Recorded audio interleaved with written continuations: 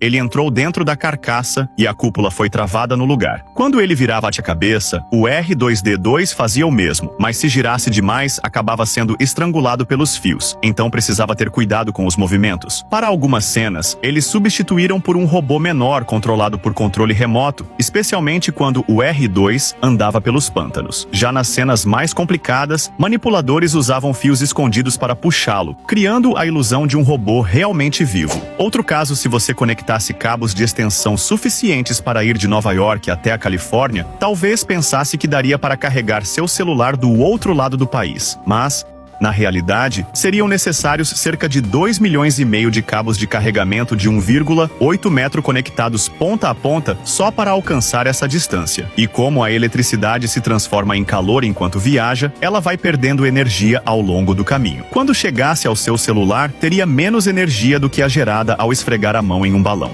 O avião dele foi atingido e estilhaços de plástico do para-brisa feriram seus olhos. No hospital, o cirurgião percebeu algo estranho. Ferimentos desse tipo normalmente causam inchaço, pois o corpo tenta expulsar objetos estranhos, mas os pedaços de plástico não ativaram o sistema imunológico dele, o que significava que poderiam permanecer no corpo por muito tempo sem causar danos. Então ele pensou que, se esse tipo de plástico podia ficar nos olhos sem problemas, poderia ser usado para substituir o cristalino danificado de outras pessoas, curando a cegueira. Assim, ele acabou inventando as primeiras lentes de contato permanentes. Hoje, milhões de pessoas conseguem enxergar graças ao ferimento de um piloto. Outro caso, se você segurar um balão vazio sobre a chama de uma vela, o fogo enfraquece a borracha e ele estoura instantaneamente. Mas se você encher o balão com água e colocá-lo sobre a chama, o calor é transferido para a água, em vez de ficar concentrado na borracha. A água espalha esse calor antes que ele se acumule em um único ponto, funcionando como uma proteção ao redor da borracha. Assim, o balão nunca esquenta o suficiente para derreter e não estoura. A bala inimiga passou raspando pela tira do queixo dele, arrancando o capacete de sua cabeça. Eles estavam presos em trincheiras, a apenas algumas centenas de metros de distância, lutando uns contra os outros havia semanas. Ele já tinha parado de pensar neles como homens. Eram apenas alvos no escuro. Mas um dia, por algum motivo, os tiros cessaram pela primeira vez em semanas. Tudo ficou em silêncio. Ele se lembrou da data, véspera de Natal. Levantou uma lanterna acima da trincheira e começou a cantar uma música de Natal. Do outro lado do campo, outra voz se juntou. Depois, mais vozes, inimigas dos dois lados, todas cantando juntas. Ele se levantou, saiu da trincheira e entrou no campo de batalha. Aos poucos, soldados dos dois lados fizeram o mesmo. Eles se encontraram no meio, apertaram as mãos no chão onde seus companheiros haviam morrido. Alguns compartilharam chocolate, mostraram fotos da família, jogaram futebol, trocaram lembranças e contaram histórias. Até posaram para fotos juntos porque pela primeira vez se viram não como inimigos, mas como homens. Quando o amanhecer chegou, as lanternas se apagaram e as ordens vieram. A trégua de Natal havia acabado. Ele voltou para a trincheira segurando o mesmo rifle, e do outro lado do campo, os homens com quem havia cantado na noite anterior também levantaram suas armas. Um homem foi alvo de um ataque quando o atirador disparou em sua direção.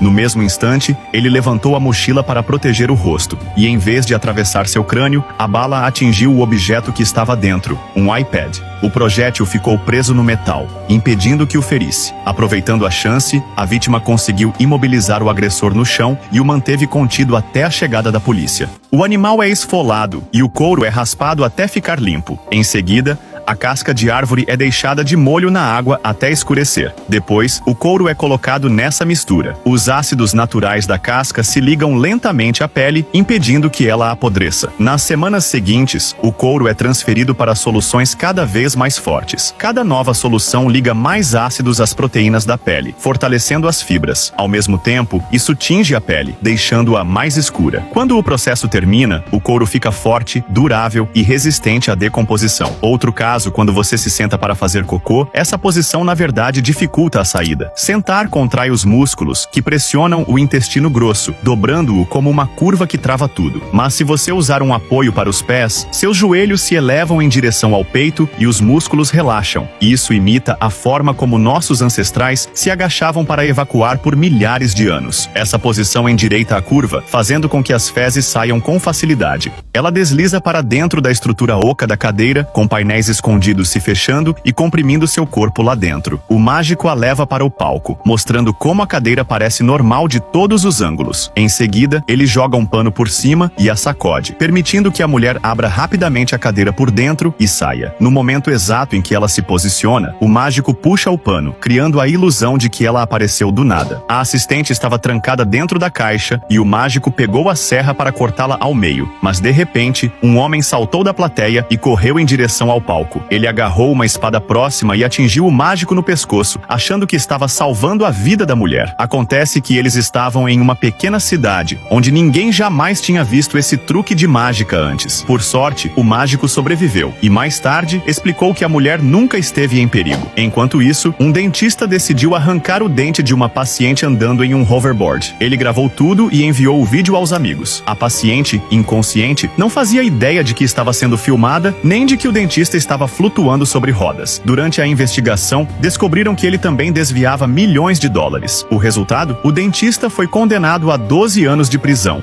O amigo dele atirou uma flecha no cilindro de gás que estava sobre a cabeça dele. Ele tinha acabado de entrar em um grupo masculino de rafting, e isso fazia parte do ritual de iniciação. Mas os dois estavam bêbados, e a flecha errou o cilindro, atingindo ele. A flecha atravessou o crânio e, de alguma forma, passou longe dos principais vasos sanguíneos antes de sair pela parte de trás da cabeça. O homem permaneceu consciente o tempo todo. Os médicos o trataram perfurando ao redor da ponta da flecha e puxando o restante para fora. Apesar de ter perdido um olho, ele sobreviveu sem nenhum dano cerebral. Outro caso, eles retiraram uma enguia viva de dentro da barriga do homem. Ele havia chegado ao hospital reclamando de dores intensas, e quando os médicos pressionaram o abdômen, ele estava duro como pedra. Ao inserirem uma câmera, viram a enguia, que ainda estava se movendo. Alguns dizem que isso fazia parte de algum tipo de cura popular estranha, mas o homem nunca explicou como aquilo realmente foi parar dentro dele. Se você bater em um poste e o fio cair, sair do carro de qualquer jeito pode ser fatal. Isso porque tocar o carro e o chão ao mesmo tempo cria um circuito, fazendo a eletricidade passar pelo seu corpo. A saída correta é pular com os dois pés juntos, sem encostar novamente no veículo, mas o perigo não acaba aí. O chão ao redor ainda pode estar energizado. Se você der passos normais, suas pernas podem formar outro circuito. Por isso, mantenha os pés juntos e vá se arrastando devagar, sem parar, até estar longe dos fios.